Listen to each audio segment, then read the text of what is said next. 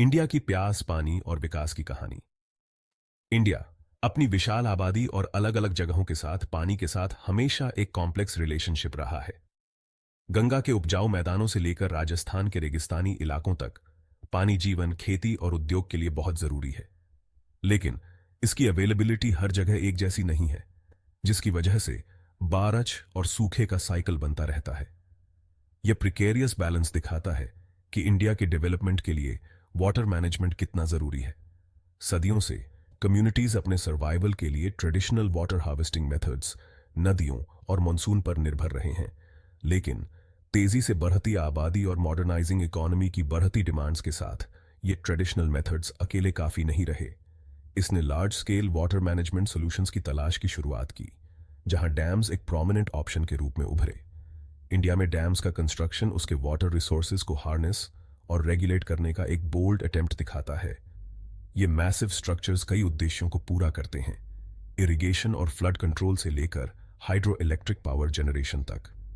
ये इंडिया के engineering prowess और अपने लोगों के लिए वाटर सिक्योरिटी अचीव करने के डिटर्मिनेशन के प्रतीक हैं। पत्थरों में एक विरासत, इंडियन हिस्ट्री में डैम्स। ये संरचनाएं न केवल इंजीनियरिंग के चमत्कार हैं, बल्कि वे हमारे इतिहास और संस्कृति का एक महत्वपूर्ण हिस्सा भी हैं। डैम्स के साथ इंडिया का नाता कोई नई बात नहीं है।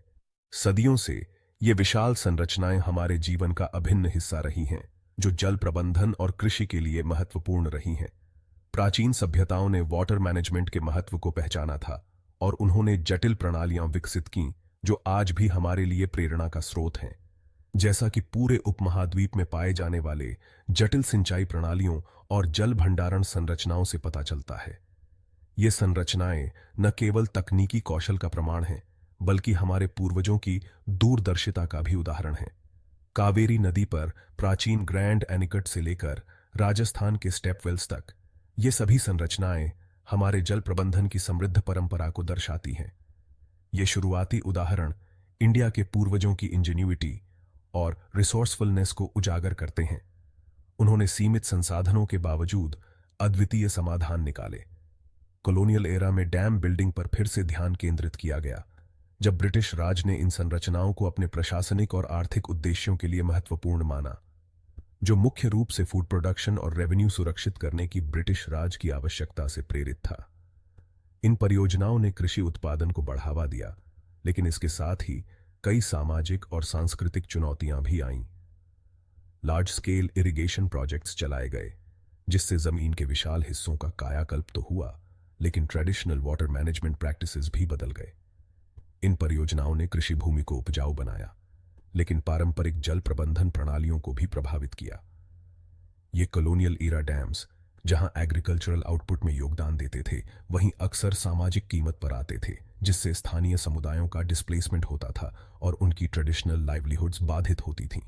लोकल कम्युनिटीज का डिस्प्लेसमेंट होता था और ट्रेडिशनल लाइवलीहुड्स बाधित होती थीं। इन परियोजनाओं ने कई लोगों के जीवन को बदल दिया, लेकिन इसके साथ ही कई चुनौतियां भी पेश की। आजादी के बाद इंडिया ने नेशन बिल्डिंग के एक एम्बिशियस पाथ पर कदम रखा, जहां डैम्स उसके डेवलपमेंट एजेंडा में एक महत्वपूर्ण भूमिका निभा रहे थे। ये परियोजनाएं न केवल जल प्रबंधन के लिए, बल्कि राष्ट्रीय विकास के लिए भी महत्वपूर्ण थीं।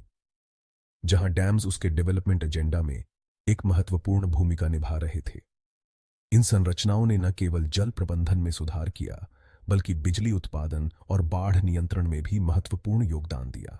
संयुक्त राज्य अमेरिका में टेनेसी वैली अथॉरिटी से प्रेरित होकर इंडिया ने मल्टीपर्पज रिवर वैली प्रोजेक्ट्स में भारी निवेश किया। इन परियोजनाओं का उद्देश्य विभिन्न आवश्यकताओं को पूरा करना था। इंडिया ने मल्टीपर्पज रिवर वैली प्रोजेक्ट्स में भारी निवेश किया। इन परियोजनाओं का उद्देश्य इरिगेशन और पावर जनरेशन से लेकर फ्लड कंट्रोल और नेविगेशन तक कई आवश्यकताओं को एक साथ पूरा करना था। इन परियोजनाओं का उद्देश्य इरिगेशन और पावर जनरेशन से लेकर फ्लड कंट्रोल और नेविगेशन तक कई आवश्यकताओं को एक साथ पूरा करना था। ये परियोजनाएं न केवल जल प्रबंधन में सुधार लाने के लिए, बल्कि आर्थिक विकास को भी बढ़ावा देने के लिए महत्वपूर्ण थीं। कई आवश्यकताओं को एक साथ पूरा करना था, जो तेजी से इकोनॉमिक ग्रोथ और सेल्फ सफिशिएंसी के लिए इंडिया की एस्पिरेशंस का प्रतीक था। इन परियोजनाओं ने देश को आत्मनिर्भर बनाने में महत्वपूर्ण भूमिका निभाई, जो तेजी से इकोनॉमिक ग्रोथ और सेल्फ सफिशिएंसी के लिए इंडिया की एस्पिरेशंस का प्रतीक था। इन डैम्स ने न केवल जल प्रबंधन में सुधार किया, बल्कि देश की आर्थिक प्रगति में भी महत्वपूर्ण योगदान दिया। एक विशालकाय की उत्पत्ति इंडिया ने अपना सबसे बड़ा डैम क्यों बनाया? इंडिया के सबसे बड़े डैम को बनाने का डिसीजन कई फैक्टर से प्रेरित था, जिसमें देश की इकोनॉमिक एस्पिरेशंस, एनर्जी डिमांड्स और रीजनल डेवलपमेंट गोल्स शामिल थे। यह डैम न केवल बिजली उत्पादन के लिए, बल्कि पानी की आपूर्ति और कृषि के लिए भी महत्वपूर्ण था। आजादी के बाद के दशकों में कल्पना की गई इस प्रोजेक्ट का उद्देश्य इंडिया की एक माइटी नदी की इमेंस हाइड्रो इलेक्ट्रिक पोटेंशियल का उपयोग करना था, जो देश के विकास को बढ़ावा देने के लिए क्लीन एनर्जी का एक रिलायबल सोर्स प्रदान करने का वादा करता था। इस डैम से उत्पन्न बिजली ने न केवल शहरों को रोशन किया, बल्कि उद्योगों को भी ऊर्जा प्रदान की, जिससे आर्थिक विकास को गति मिली। डैम का लोकेशन स्ट्रेटेजिकली चुना गया था, जो वाटर स्कैर्सिटी और बार बार पड़ने वाले सूखे से जूझ रहे रीजन में स्थित था। इस क्षेत्र में पानी की कमी और सूखे की समस्या को हल करने के लिए यह डैम एक महत्वपूर्ण कदम था। इस प्रोजेक्ट ने कृषि भूमि के विशाल हिस्सों को इरिगेट करने, एग्रीकल्चरल प्रोडक्टिविटी को बढ़ावा देने और इस रीजन के इकोनॉमिक लैंडस्केप को बदलने का वादा किया था। इसके अलावा एक विशाल आर्टिफिशियल लेक, डैम का रिजर्वुआर, आसपास के अर्बन सेंटर्स के लिए ड्रिंकिंग वाटर के एक क्रूशियल सोर्स के रूप में काम करने की क्षमता रखता था। इस रिजर्वुआर ने न केवल पानी की आपूर्ति की, बल्कि पर्यटन को भी बढ़ावा दिया, जिससे स्थानीय अर्थव्यवस्था को लाभ हुआ। डैम बनाने का डिसीजन बिना आलोचना के नहीं था। एनवायरमेंटलिस्ट्स ने इतने बड़े प्रोजेक्ट के पोटेंशियल इकोलॉजिकल इंपैक्ट, खासकर बायोडाइवर्सिटी, रिवरीन इकोसिस्टम्स और डाउनस्ट्रीम वाटर फ्लो पर इसके प्रभाव के बारे में चिंता जताई। सोशल एक्टिविस्ट्स ने विकास की मानवीय कीमत पर प्रकाश डाला, क्योंकि डैम के निर्माण के लिए हजारों लोगों को उनके घरों और पुश्तैनी जमीनों से डिस्प्लेस करना पड़ा। इस डिस्प्लेसमेंट ने कई परिवारों की आजीविका को प्रभावित किया और उन्हें नए स्थानों पर बसने के लिए मजबूर किया। इसके अलावा इस परियोजना ने वन्य जीवों के आवास को भी प्रभावित किया, जिससे कई प्रजातियों के अस्तित्व पर खतरा मंडराने लगा। हालांकि सरकार ने इन चिंताओं को दूर करने के लिए कई कदम उठाए, जैसे कि पुनर्वास योजनाएं और पर्यावरण संरक्षण उपाय। अंततः यह डैम एक महत्वपूर्ण परियोजना साबित हुई, जिसने न केवल ऊर्जा और पानी की आपूर्ति को सुनिश्चित किया, बल्कि क्षेत्रीय विकास को भी बढ़ावा दिया। सेक्शन 4, प्रगति को शक्ति प्रदान, डैम के आर्थिक लाभ। इंडिया के सबसे बड़े डैम के निर्माण से सिग्निफिकेंट इकोनॉमिक बेनिफिट्स हुए। इस रीजन का कायाकल्प हुआ और देश के ओवरऑल डेवलपमेंट में योगदान मिला। मुख्य इकोनॉमिक ड्राइवर डैम का हाइड्रो इलेक्ट्रिक पावर प्लांट था, जो भारी मात्रा में इलेक्ट्रिसिटी जनरेट करने में सक्षम था। एनर्जी के इस क्लीन और रिन्यूएबल सोर्स ने फॉसिल फ्यूल्स पर इंडिया की डिपेंडेंस को कम करने में मदद की, जिससे एक क्लीनर एनवायरनमेंट और एनर्जी सिक्योरिटी को बढ़ावा मिला। सैकड़ों किलोमीटर तक फैले डैम के इरिगेशन कैनाल्स सूखी जमीनों पर जीवनदायी पानी लाए, जिससे वे उपजाऊ खेतों में बदल गईं। इससे एग्रीकल्चरल प्रोडक्शन में तेजी आई, लोकल इकोनॉमी को बढ़ावा मिला और एक बड़ी आबादी के लिए फूड सिक्योरिटी सुनिश्चित हुई। किसान, जो कभी रेनफेड एग्रीकल्चर पर निर्भर थे, अब कई फसलें उगा सकते थे, जिससे उनकी इनकम्स बढ़ीं और उनके जीवन स्तर में सुधार हुआ। डैम के रिजर्वुआर के निर्माण ने आर्थिक गतिविधियों के नए रास्ते खोल दिए। फिशिंग कम्युनिटीज नई बनी झील में फली फूली, इस रीजन के लिए आजीविका और प्रोटीन का स्रोत प्रदान किया। टूरिज्म का भी विकास हुआ। डैम की भव्य संरचना और रिजर्वुआर की प्राकृतिक सुंदरता ने देश भर से पर्यटकों को आकर्षित किया।